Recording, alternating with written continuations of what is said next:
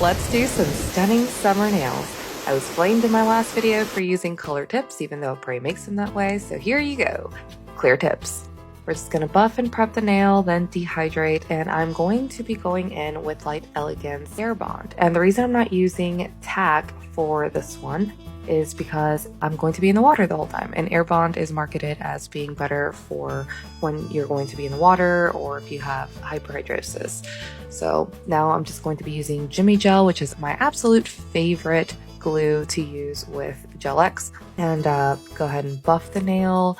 If you don't buff the top of your extension, then all of the work that you're about to do is just going to come off in like one piece. Ask me how I know. Now we're just going to blend the tip into the natural nail by using some acetone. I don't know if this actually does anything, but I like doing it. So now I'm going to be going in with the Bio Seaweed Unity line. I am absolutely obsessed, and Delight is my favorite base shade ever. It just matches my natural skin tone so well. We're going to mattify the nail here, and this just makes it easier for nail art, especially with the Unity line because it does have a built-in top coat. So it's really slippery and hard to do nail art on top of that alone without buffing it or using a matte top coat. I will add that Air Bond didn't work for me, and I had 2 nails pop off while I was on vacation, which had never happened to me with tack, so I am going back to that. Now we're going to be going in with Bling Galleria's Non-Sticky Builder Gel. And this is the only 3D sculpting gel that doesn't have HEMA or HPMA or anything bad that flares my allergy. This is also a good time for a PSA because the amount of people that I see sculpting gel with their bare hands on here is astonishing, and it makes me die a little inside every time. Even when it's a cleaner product like this one, use gloves.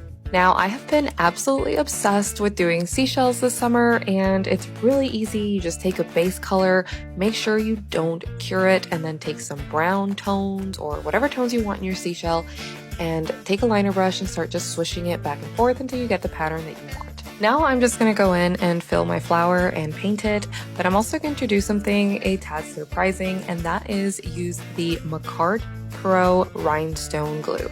If you know, you know that is the absolute best rhinestone glue on the market, and they will stay on forever. Obviously that stuff has hella HEMA in it, but I've been having some trouble getting my gems to stick, so I said screw it, I'm just gonna try it. I was very careful, I used gloves, it has no contact with my skin or my nail plate, and it worked. I have not had any reaction from using that glue as long as I'm careful with it. Now I'm using Light Elegance's Lexi Line Hard Gel.